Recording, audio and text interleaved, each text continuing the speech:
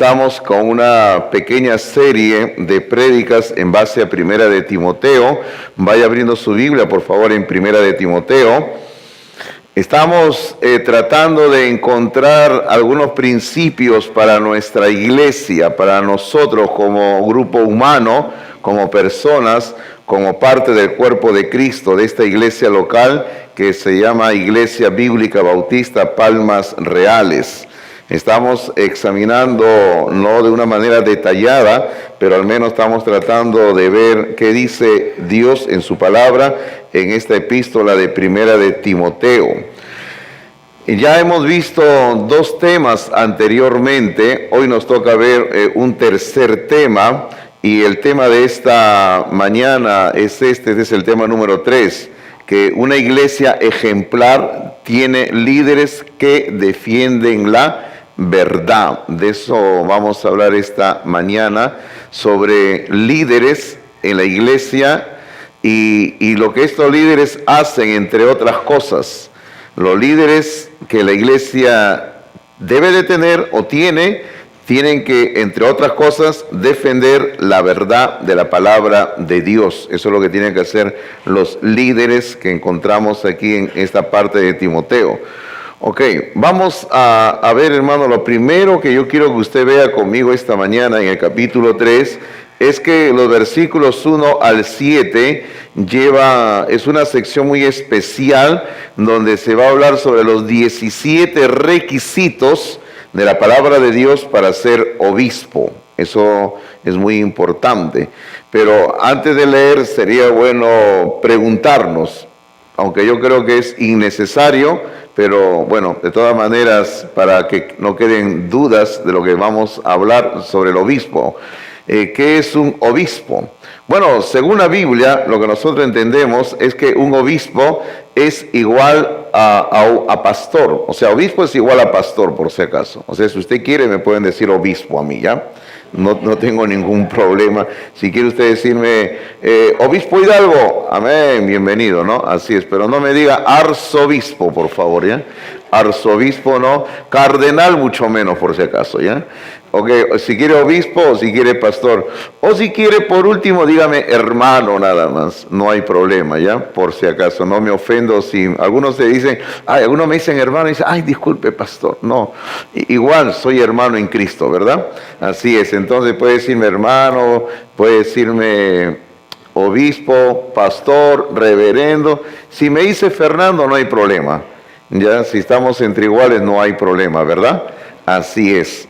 Muy bien, entonces le decía que aquí se habla del obispo. Hay 17 requisitos para ser obispo.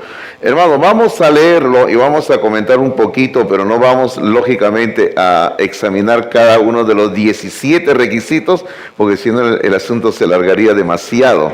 Pero la palabra de Dios dice así, capítulo 3, por favor, versículo número 1 dice, palabra fiel, si alguno anhela obispado, buena obra desea.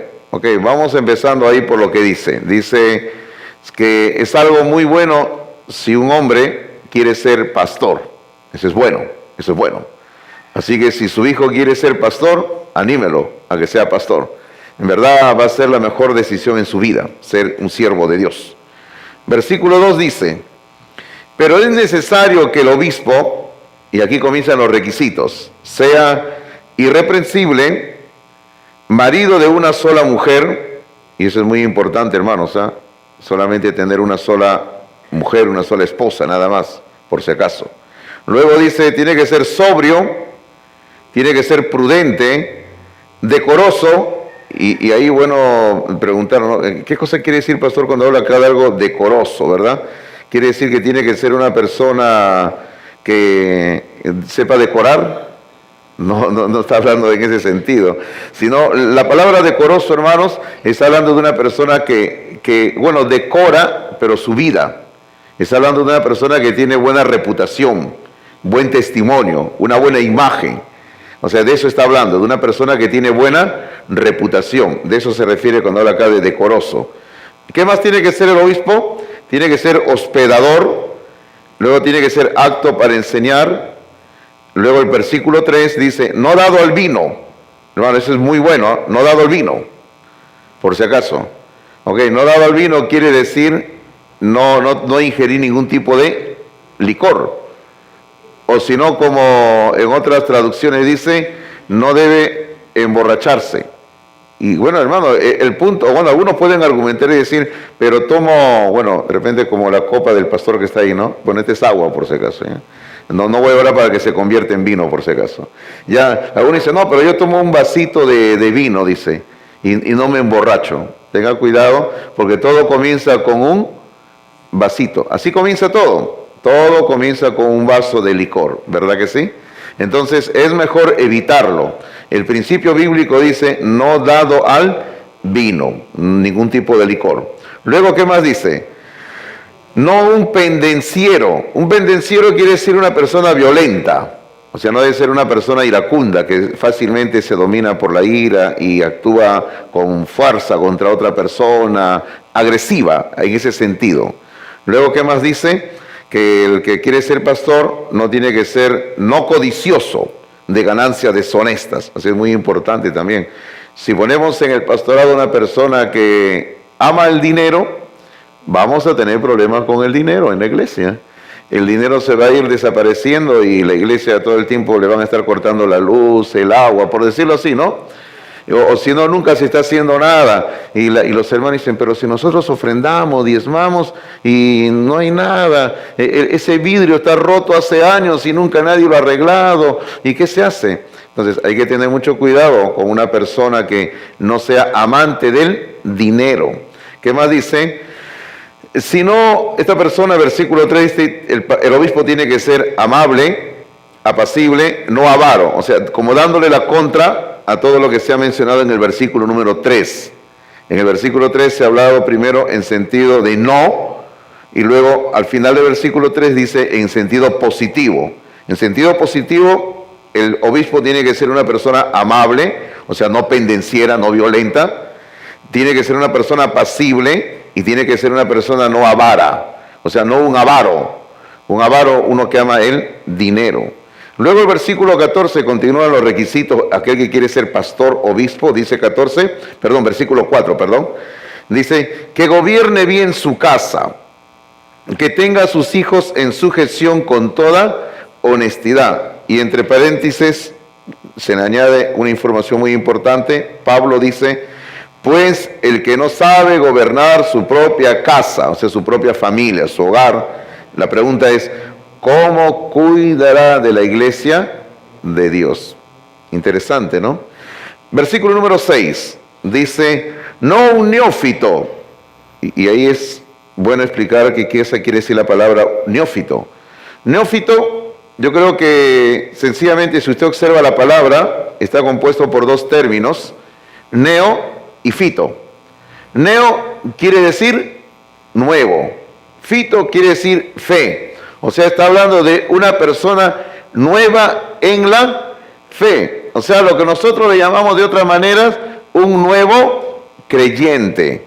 O sea, aquel hombre que va a llegar a ser pastor de una iglesia, no tiene que ser un nuevo creyente, un recién convertido, un hermano que aceptó a Cristo en su corazón hace algunos meses, y que tiene mucho interés de crecer espiritualmente, está leyendo la Biblia y siempre viene y nunca falta. Y bueno, y como no tenemos pastor, entonces lo vamos a nombrar pastor a esa persona. No.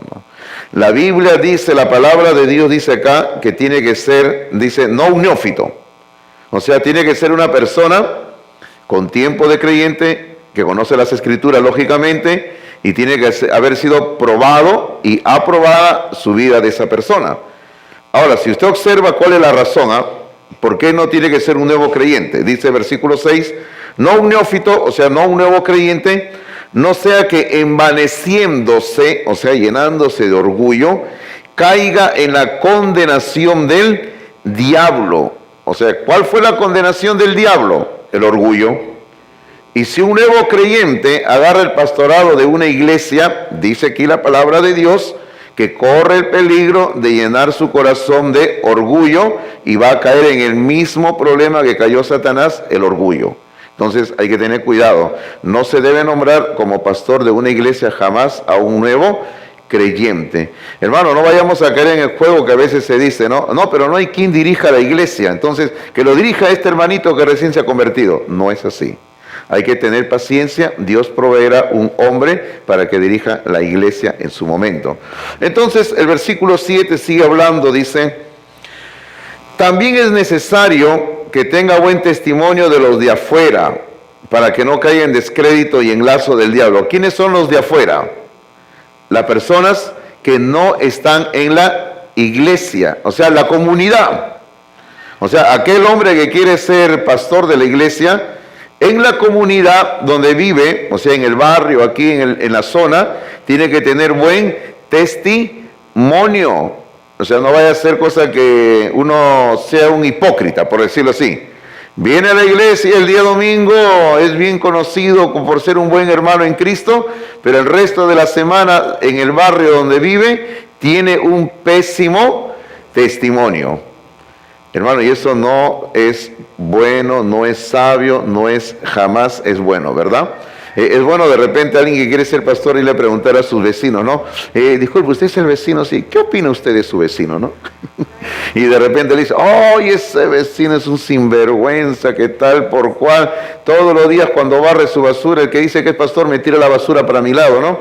Y acá, ¡oy, hermanos! Entonces, es bueno buscar testimonio de los vecinos también. Bueno, estos son unos requisitos que encontramos en la palabra de Dios para aquel hombre que quiere ser pastor. Como digo, no lo estamos estudiando al detalle, solamente estamos pasando porque queremos ver otro tema un poquito más adelante. Ahora, del versículo número 8 al versículo número 13, vamos a encontrar, aquí está, los 7 requisitos para ser diácono.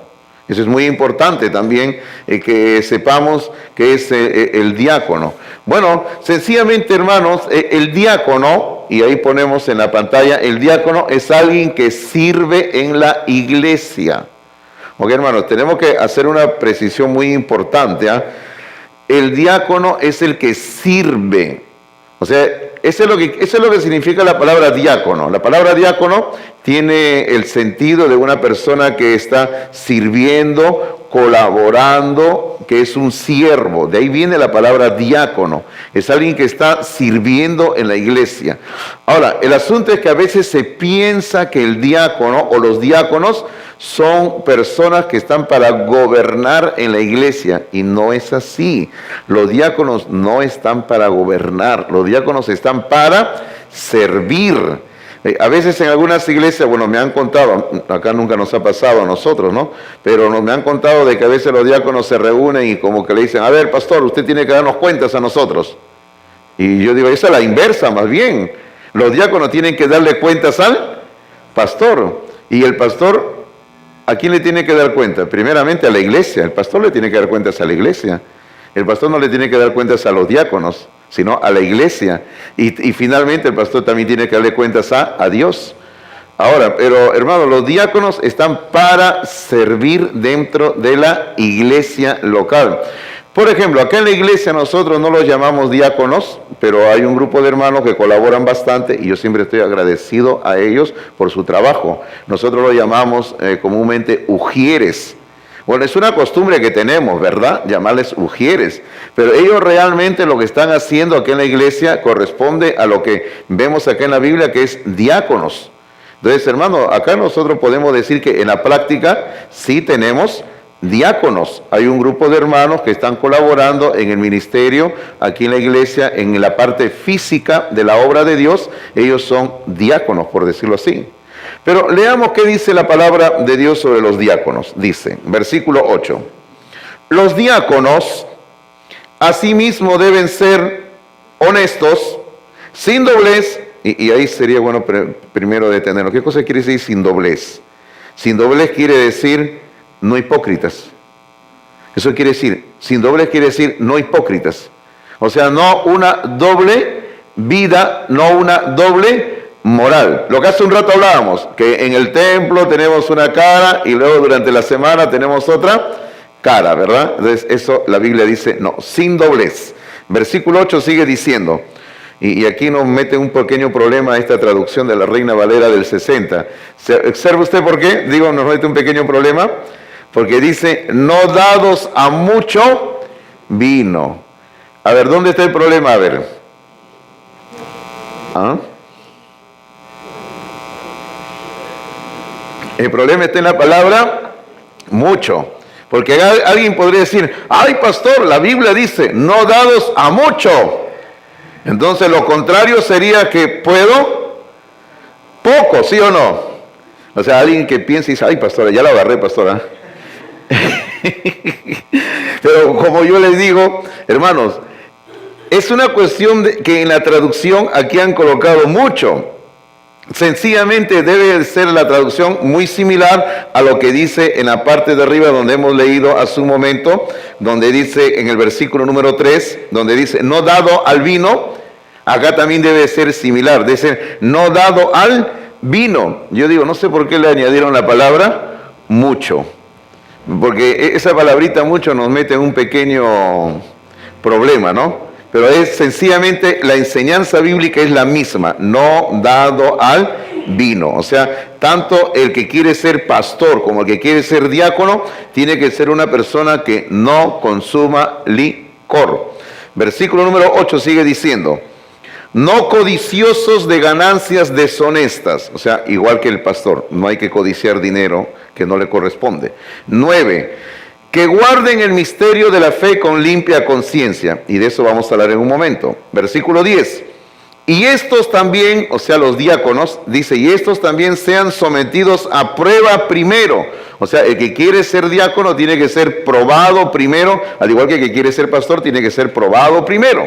Por eso dice, y estos también, dice, también, al igual que los pastores, tienen que ser sometidos a prueba primero. Y luego dice versículo 10, y entonces, o sea, después que son probados y aprobados, dice, y entonces ejerzan el diaconado si son irreprensibles. De eso vamos a hablar, pero permítame seguir con la lectura, el versículo 11. Ahora, el versículo 11 dice, las mujeres, ok, aquí es interesante, porque antes de seguir leyendo el 11, si usted lee el 12 sigue hablando de los diáconos. Entonces, ¿a qué se refiere cuando habla aquí de las mujeres? Bueno, hermanos, para mí sencillamente es obvio el sentido de lo que se está diciendo en todos estos versículos. Para mí está hablando de las esposas de los diáconos. O sea, no está hablando de que pueden haber, digamos, mujeres diaconisas, sino está hablando de las esposas de los diáconos. Porque es como igual como en el caso del pastor. Hermano, cuando una iglesia quiere tener a un hombre como pastor, tiene que ver el testimonio tanto del pastor del hombre, como también el testimonio de la esposa. O sea, porque ambos van a trabajar en la obra de Dios.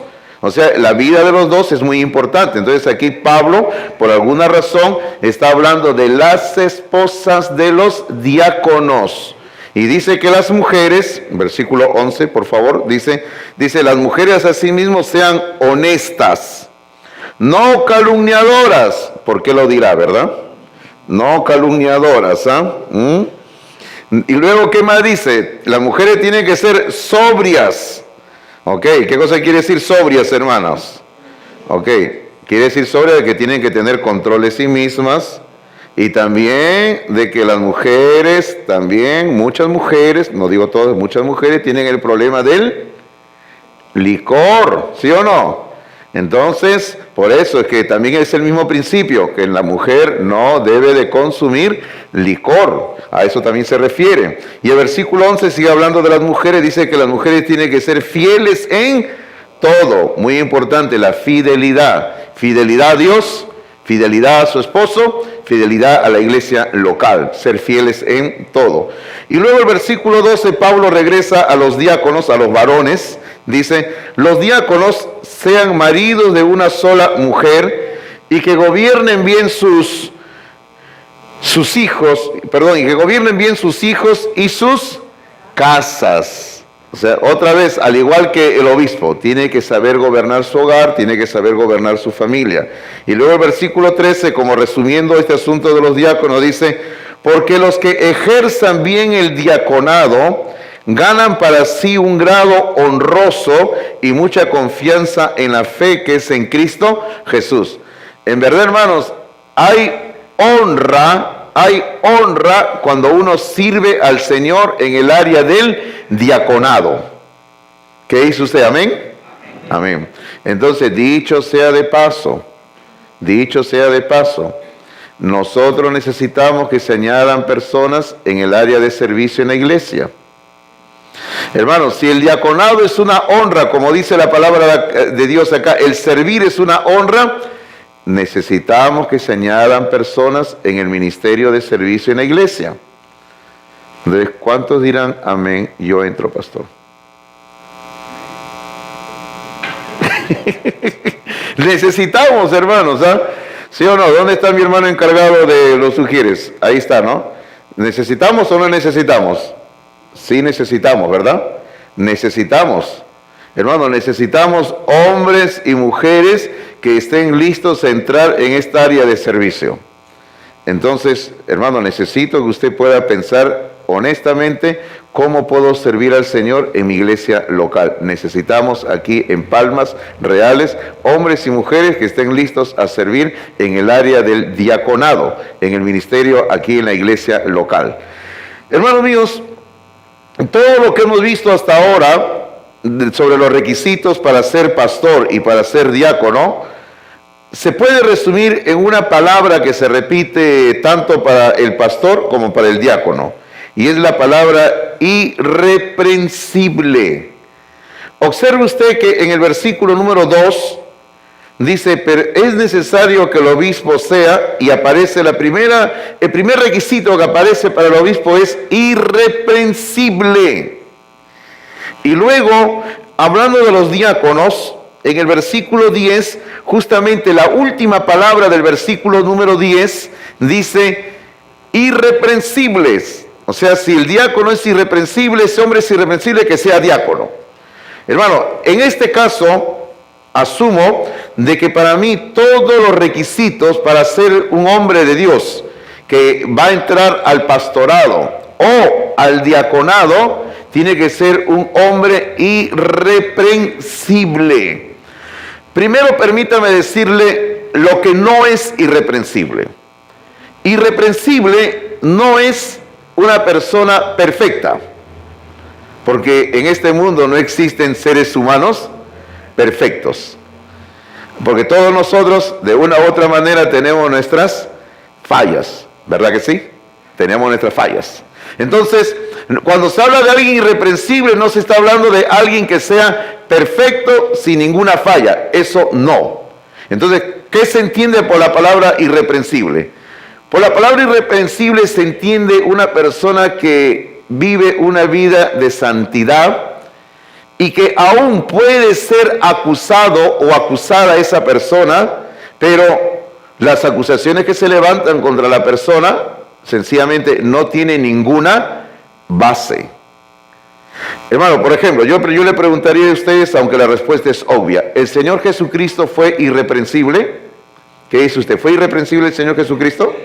Amén, sí lo fue, ¿verdad? El Señor Jesucristo fue irreprensible. Pero dígame usted, ¿al Señor Jesucristo lo acusaron a lo largo de su ministerio? Sí lo acusaron, ¿verdad?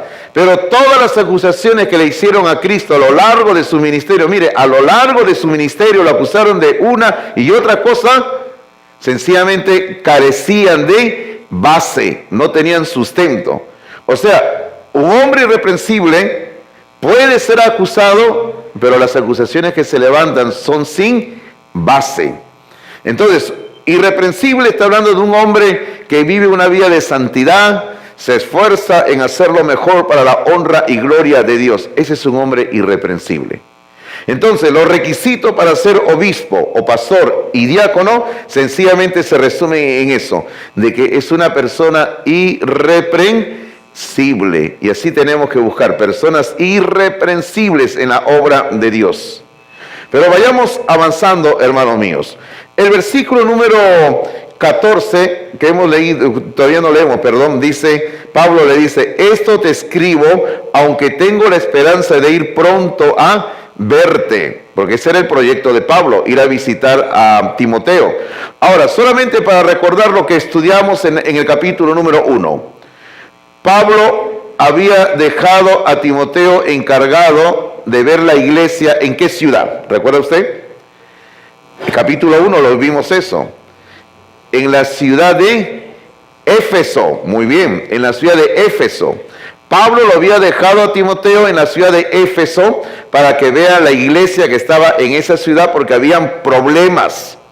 Y ahora Pablo le dice a Timoteo en el versículo 14, te escribo esto, aunque tengo la esperanza de ir pronto a verte. Pablo está queriendo visitarlo a Timoteo. Ahora, observe usted lo que le dice Pablo en el versículo 15 a Timoteo. Versículo número 15, Pablo le dice, para que si tardo sepas cómo debes conducirte en la casa de Dios. Y le dice, Pablo le dice que la casa de Dios es la iglesia, le dice, es la iglesia del Dios viviente, le dice, esta iglesia es columna y baluarte de la verdad.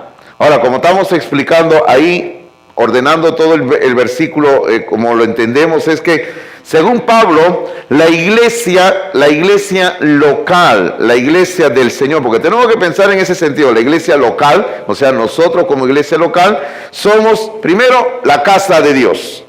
Hermano, esta es la casa de Dios. Hermano, no estamos hablando del edificio, por favor, estamos hablando de nosotros como seres humanos, como personas. Nosotros como iglesia somos la casa de Dios, el lugar donde Dios vive, el lugar donde Dios mora, porque la palabra de Dios enseña que el Señor vive dentro de su pueblo, en nosotros vive el Señor. Por eso es que Pablo dice aquí que la iglesia es la casa de Dios. Y lo segundo que Pablo dice en este mismo versículo es que la iglesia es columna y baluarte de la verdad. Lo que Pablo está diciendo aquí en este versículo con esta frase, hermanos, es que la iglesia o en la iglesia se tiene que enseñar la verdad de la palabra de Dios. Hermanos, estamos en una sociedad que tiene diversas formas de pensar.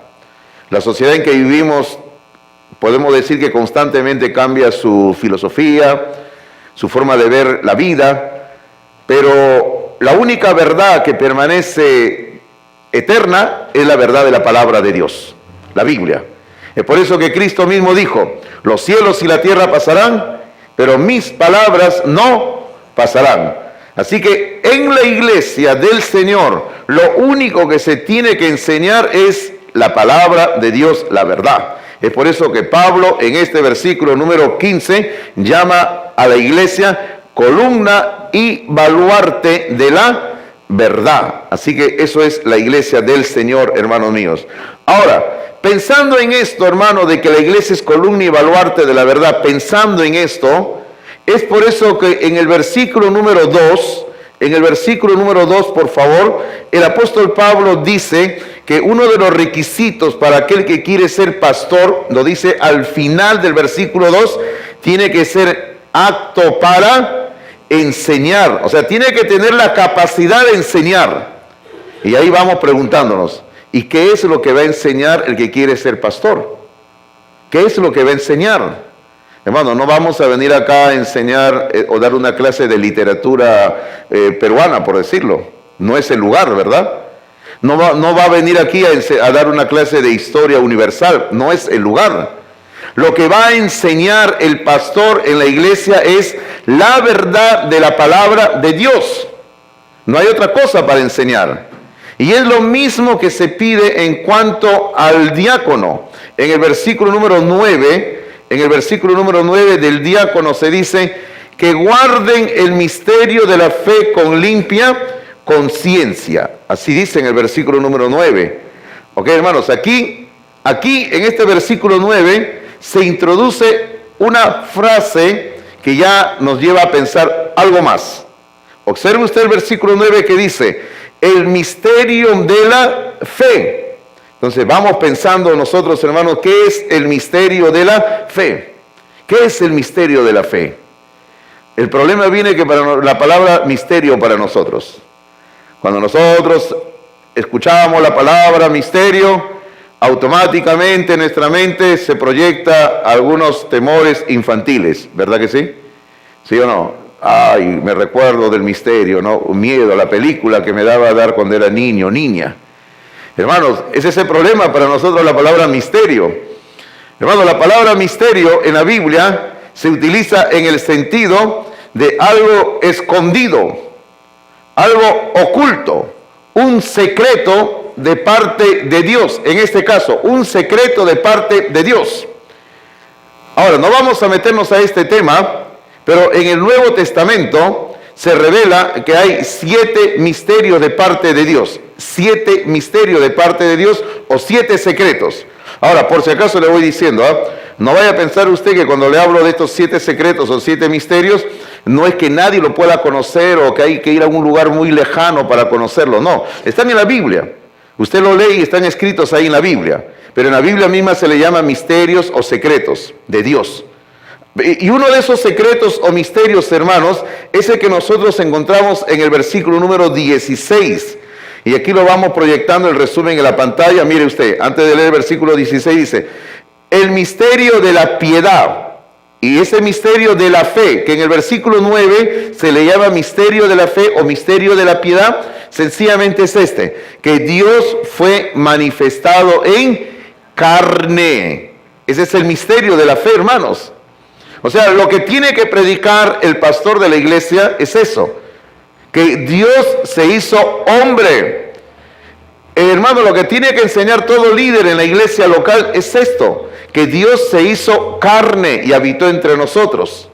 Mire lo que dice el versículo 16, por favor. El versículo 16 dice, indiscutiblemente grande es el misterio de la piedad. O sea, un misterio enorme, grande, un gran misterio de nuestra fe.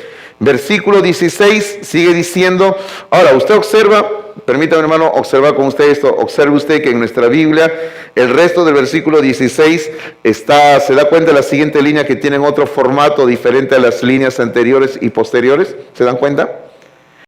Lo anterior al versículo 16 y lo que viene después del versículo 16 están escritos en forma de prosa, o sea, en forma narrativa. Pero este versículo 16, hermanos, en su mayor parte el versículo 16 está en forma de poesía. ¿Sabe por qué se lo digo? Porque lo que vamos a leer ahora en el versículo 16, en el tiempo del apóstol Pablo, era una canción que entonaban los cristianos en las iglesias, era un cántico. Es como los himnos que cantamos nosotros, los himnos que cantamos y que se proyectan aquí en la pantalla, también se escriben en forma de poesía. Entonces, en aquel tiempo, las iglesias cantaban este versículo 16. No conocemos la música, ¿no? Pero sería bonito si conociéramos la música para cantarlo. Pero, ¿qué dice el versículo 16? ¿En qué consiste el misterio de la piedad, el misterio de la fe? Dice, Dios fue manifestado en carne. Luego dice, justificado en el Espíritu, visto de los ángeles, predicado a los gentiles, creído en el mundo, recibido arriba en gloria. Hermano, todo esto que acabamos de leer, este es como un resumen de la vida de Jesucristo. Desde que Él se hizo hombre, habitó entre nosotros, y luego que Él fue recibido en la gloria de Dios. O sea, su encarnación, su vida y su ascensión a los cielos. Hermano, la palabra de Dios enseña en muchos lugares, y vuelvo a repetir, la palabra de Dios enseña en muchos lugares de que Dios se hizo carne, de que la persona de Jesucristo de Nazaret no era un simple hombre.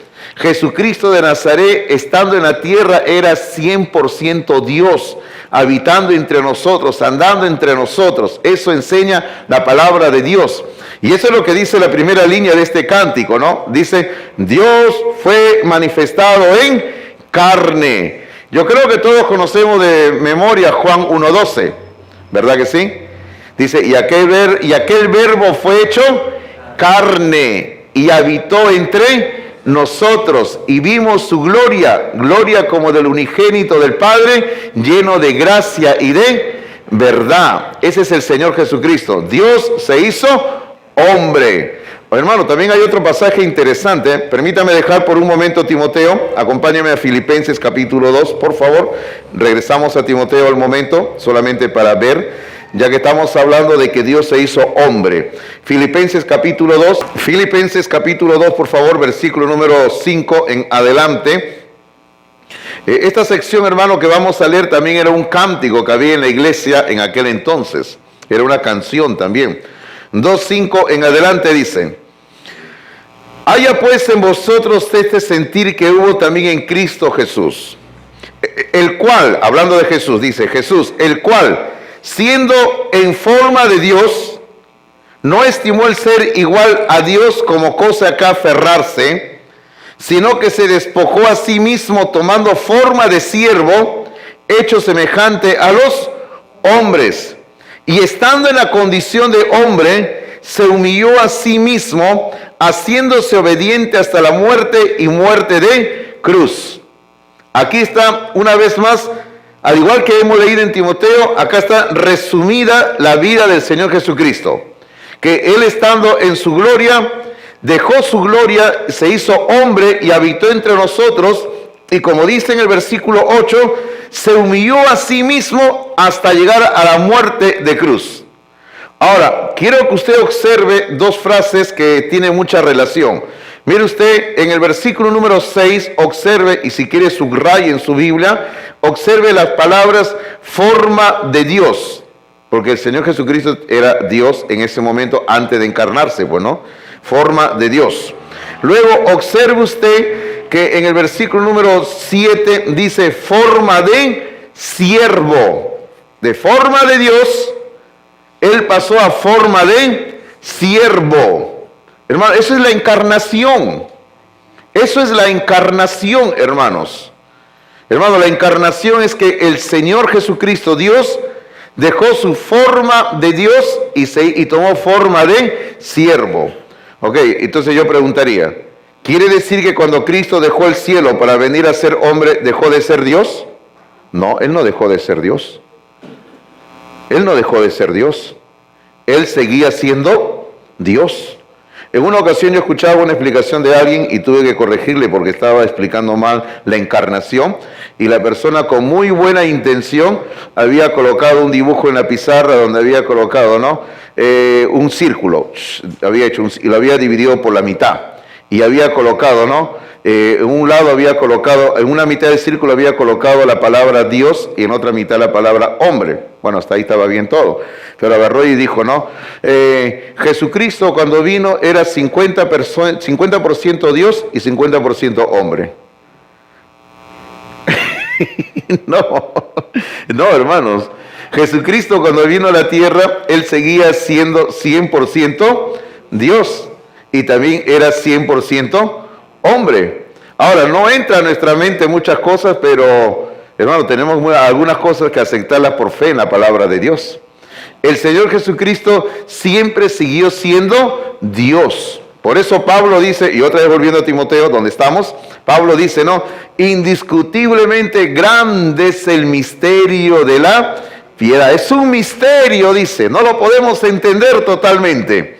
Y ese misterio Pablo comienza diciendo, Dios fue manifestado en carne.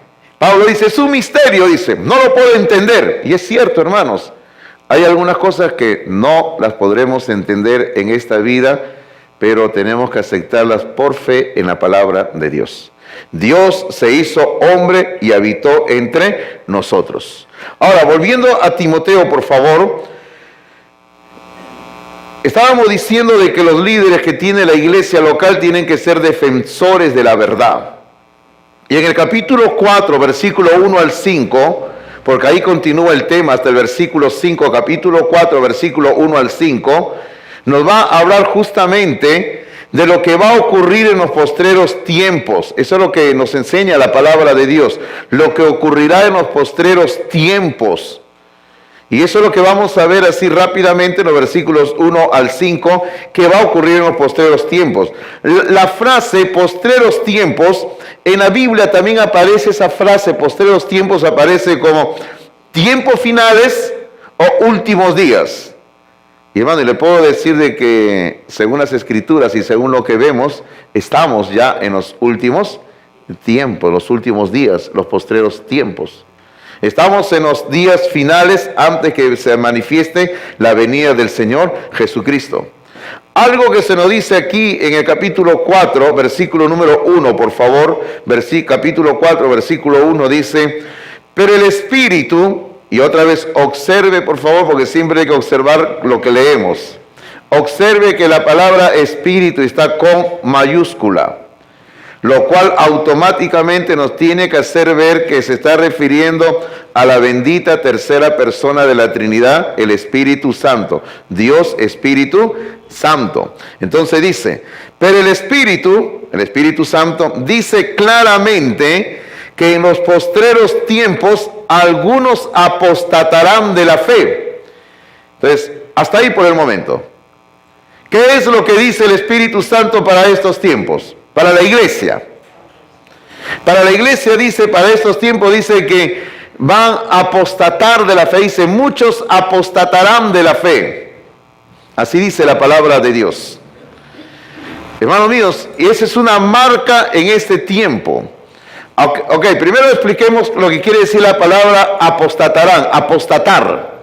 La palabra apostatar, hermanos, sencillamente quiere decir alejarse. Apostatar quiere decir alejarse. O también si quiere puede poner la palabra dejar.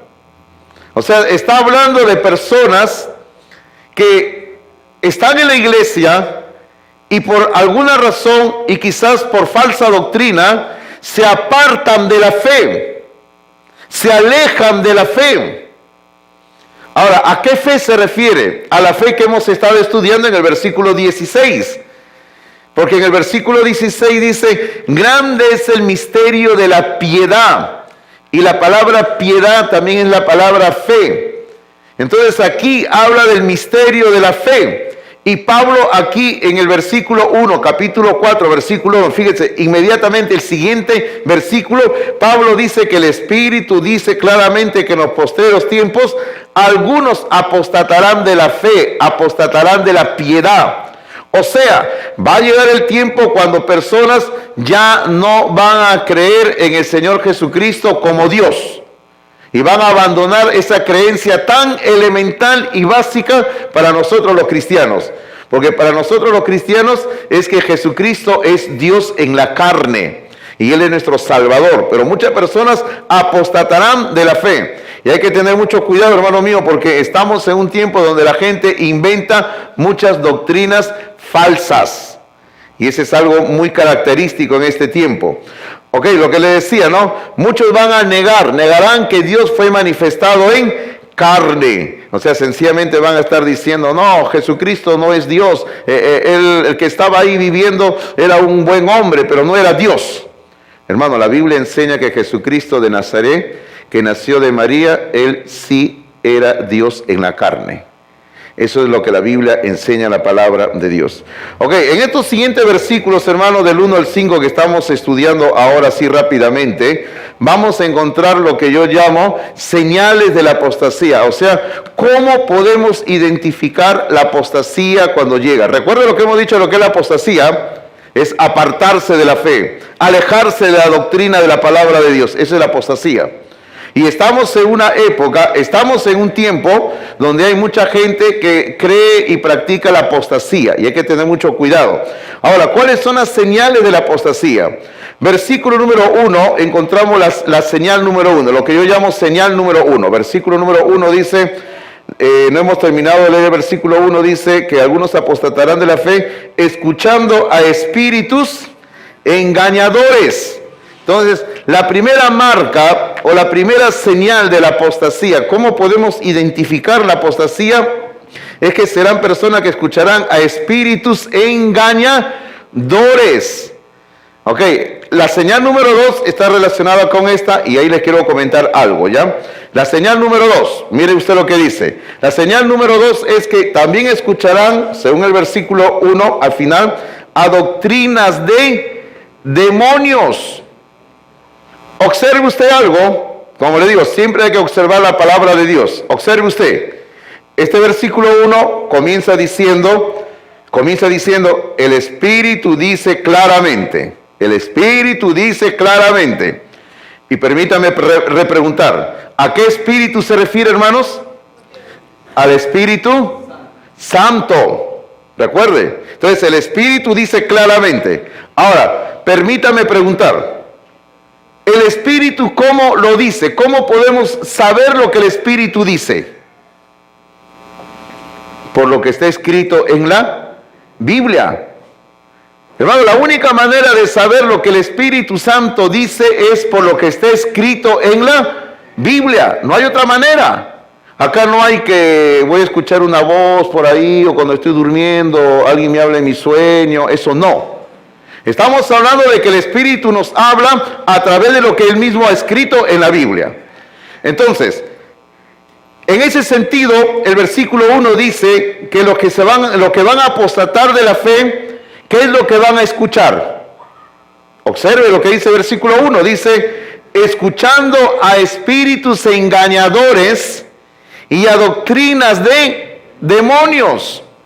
O sea, las personas que se apartan de la fe dejan de escuchar lo que el Espíritu de Dios dice en su santa palabra y comienzan a escuchar doctrina de demonios, espíritus engañadores. Hermano, y hoy en día quiero decirle de que hay mucha doctrina falsa que se escucha, mucha doctrina falsa.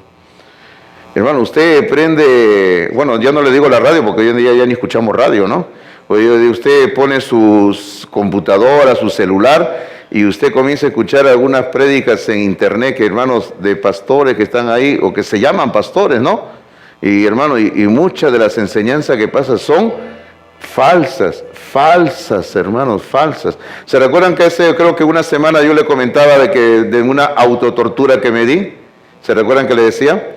Que puse para escuchar a un falso predicador un día, me estaba flagelando a mí mismo.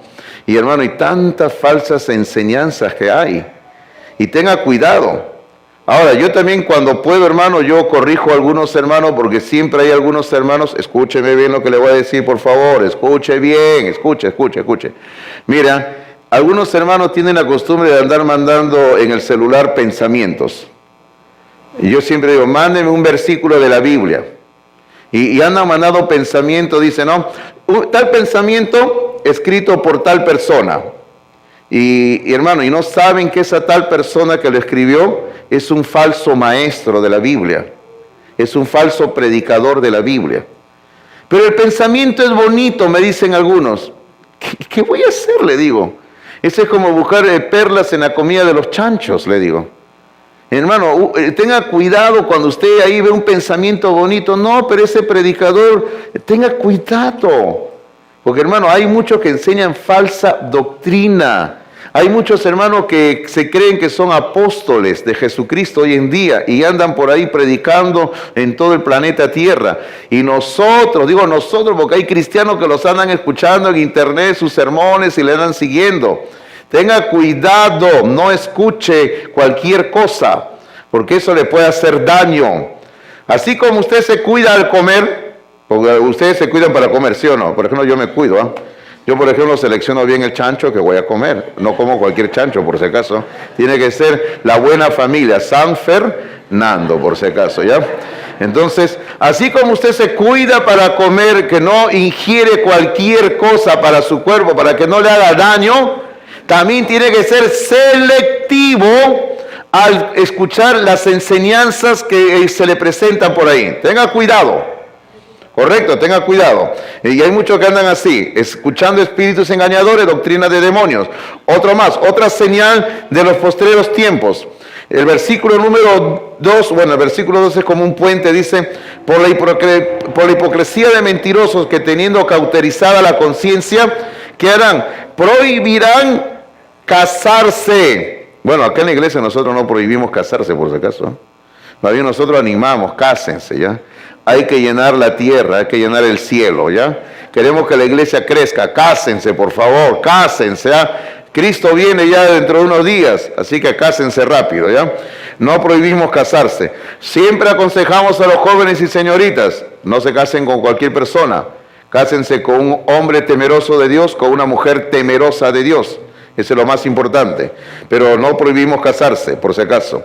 Luego, ¿qué más? Otra señal, hermanos míos, otra señal. Versículo número 3 dice, y mandarán a abstenerse de alimentos que Dios creó, para que con acción de gracia participasen de ellos los creyentes y los que han conocido la verdad. Está hablando de que va a llegar el tiempo cuando habrán personas que van a prohibir la comida que Dios ha creado.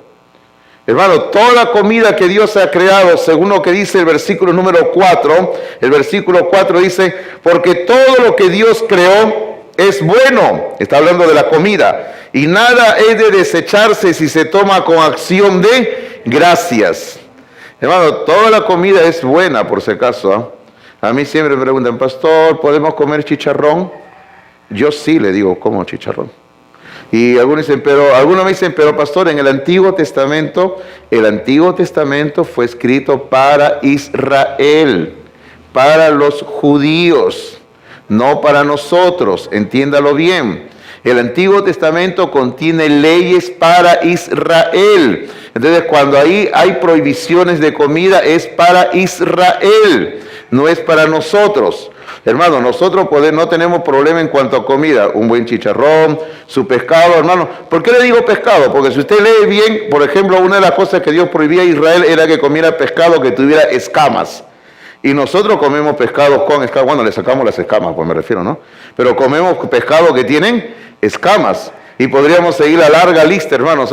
Ahora, si usted quiere vivir como Israel, es otra cosa. Pero la palabra de Dios dice que no, que nosotros en Cristo somos libres de la ley. Y no tenemos que guardar la ley. Porque justamente, hermanos, ese era el problema que había en la iglesia de Éfeso, donde Timoteo había sido dejado por Pablo. Solamente para recordar, en el capítulo 1, versículo 8 al 11, solamente para recordar nada más, Pablo trata el problema de la falsa doctrina en la iglesia de donde estaba Timoteo, y el problema era el legalismo. Ese era el problema era el legalismo, y ese era el problema que Pablo está tratando ahí, el problema del legalismo. Entonces, también dijimos hace un par de semanas que el legalismo sencillamente es la fe más la ley da igual salvación. Y Pablo se enfrentó a este problema. Si usted ve dos pasajes de la Biblia, si gusta anótelos, yo se lo di hace 2 semanas. Hechos capítulo 15 y toda la epístola de Gálatas. Hechos capítulo 15 y toda la epístola de Gálatas, donde Pablo va a tratar el problema del legalismo. Donde personas, hermanos míos, estaban siendo tentadas a guardar la ley de Moisés. Los legalistas decían, tienen que guardar la ley para ser salvos. Han creído en Cristo. Por eso decía, han creído en Cristo, sí, tienen fe. Entonces, a esa fe tienen que añadirle guardar la ley. Y si usted cree en Cristo y guarda la ley, así va a ser salvo. Yo le pregunto, dígame, ¿ese es el evangelio de Jesucristo? No es el evangelio de Jesucristo. Pero hermanos, permítanme comentar algo antes de entrar a la última recta de la prédica. Pero hoy en día hay cristianos e iglesias que quieren vivir de acuerdo a la ley de Moisés. Pero la Biblia enseña que nosotros en Cristo somos libres de la ley de Moisés. No estamos obligados a guardar la ley de Moisés. Cristo guardó la ley de Moisés por nosotros. Y según lo que Pablo dice en Romanos capítulo 7, nosotros hemos muerto a la ley de Moisés en Cristo Jesús. Ahora, hermanos míos, ¿cuál es nuestra única alternativa ante el legalismo?